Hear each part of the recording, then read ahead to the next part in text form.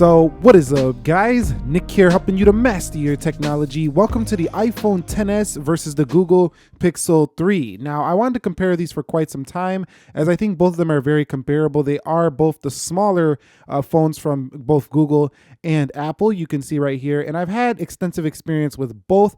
Let's begin by talking about design. Now, I got to give the win to the iPhone XS right off the bat when it comes to design, because the stainless steel material, as well as just the overall glass feel and look, just has felt more premium than that of the Google Pixel 3 over here on the right. So yes, in terms of this area, I have to give it to Apple here. Now, the Google Pixel 3 definitely does not feel cheap by no means, but it's not quite as good feeling in the hand in terms of that premium design as the iPhone. Now, what it does feel better than the iPhone in is the comfort. So how comfortable it feels in the hand is a lot better than this phone. It feels lighter and just less wide than the iPhone XS. So the Google Pixel 3 to me is ergonomically more sound. It's a little bit more comfortable to use. But if you want that premium design and feel like you got your money's worth, I think the XS definitely feels better than that of the Google Pixel 3. So when it comes to the build quality, the iPhone XS has shatter written all over it. We have a glass display on the front,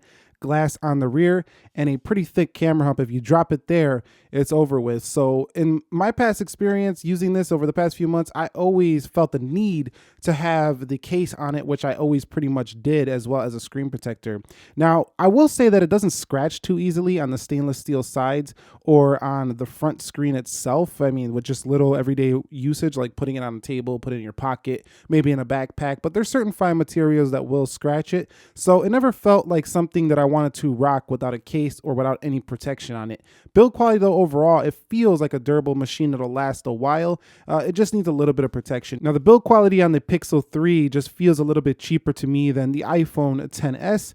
It doesn't even have that plasticky kind of feel of the Pixel 2 on the rear, which makes me feel like this one is more prone to a crack if you do drop it. However, the polycarbonate kind of feel around the edges felt a little bit less dangerous to me than, scratching up those beautiful stainless steel sides of the iPhone XS. So I gotta say that in terms of rocking without a case, I probably would rock the Pixel 3 without a case before I would the iPhone XS. But still, this phone doesn't feel like that kind of phone that's so, high in build quality that you don't even need a case on it. So both of these feel kind of fragile, and at the end of the day, they're both strong builds, but they do need cases and protection. Over my past several months using both of these devices, I gotta say the display department easily goes to the XS. It's a much brighter panel than I find on the Pixel 3. It's not so much that it's that much sharper. It is a little bit sharper, but I don't really notice that too much. More so that I notice that it's brighter and it's a little more color accurate. So I do think that the display being bigger as well, it contributes to an overall better display experience. Now, the Pixel 3, while it is comfortable, it has much thicker bezels at the top and the bottom, and the display doesn't get quite as bright in pretty much all situations. So I gotta say that the Pixel 3's display, while pretty good, is inferior to that of the iPhone XS, which is kind of expected as the price of the Pixel 3 is significantly less than that of the iPhone XS. Okay, so when it comes to my software experience, iOS, let's just be real, everybody's been waiting for iOS 13 and we're looking for changes to this operating system. It's getting rather boring. Now, yes, it is very stable. I really do applaud Apple for making it way better in terms of stability than iOS 11, but now that we got stability down, now I think everybody is craving features, and I gotta say, it's run pretty flawlessly here on the XS. So that's a good thing and makes it kind of boring at the same time that we don't have a bunch of features, split screen multitasking. It's just your grid of icons. You know how iOS works by now. There's not really much to discuss. I got to say though, the experience itself was kind of boring using the software on the XS, but at the same time, very stable. So I never had a reason to be mad at the phone. So it's a thumbs up overall. I just got to say that the Pixel 3 was more fun to use because Android 9 Pie brings split screen multitasking, as does a lot of other Android devices, but you can do this on the smaller screen than the XS, and this is one of the key factors as to why I really liked using the Pixel 3 over the XS when it comes to software. Also, I've been finding the Pixel 3 experience more minimal and simpler, actually.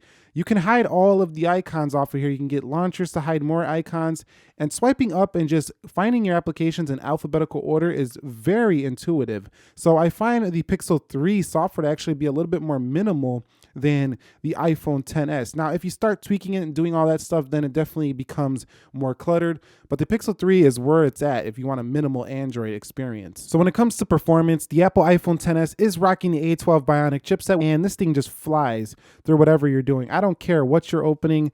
This thing will never let you down in performance. You'll be happy every time you open up this phone. It's a blazing fast device. Now, when it comes to the Pixel 3, it's also a very good performer. It does have a Snapdragon 845 as well as 3 gigabytes of RAM. And in my experience, just like pretty much all the other phones that are out today, this one is very fast. Now, at first, I did find that the Pixel 3 did struggle a little bit in multitasking, but Google has fixed this in like December update, I think it was. And with the February update, this thing is just butter. It just works super fast no matter what you do. And it's super smooth and has very nice animation. Some of the best you're going to find on an Android device, as it is Google's own Android device. So you would expect that.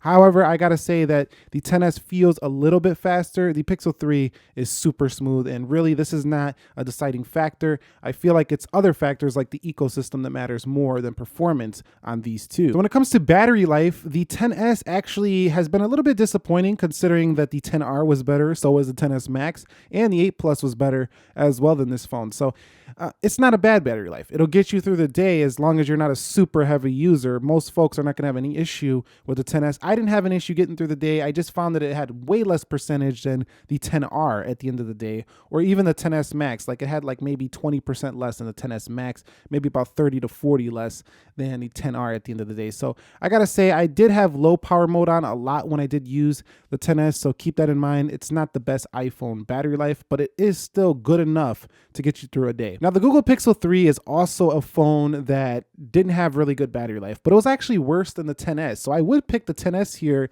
if you were looking for better battery life. It's actually the type of phone you might need a charger midday on the Google Pixel 3. It was pretty disappointing, to be quite honest. Now, even with the adaptive battery modes and all that, I was having a hard time getting through a full day with heavy use. Now, with medium to light use, the Pixel 3 would be just fine, but using the camera really ate through the battery life on the Pixel 3, and that's one of the main things you're going to be using for this phone. So don't get a Pixel 3 looking for a stellar battery life. It doesn't offer that. It offers good ergonomics, a nice display, and very fast performance, but not the most excellent battery life you're going to find on a phone.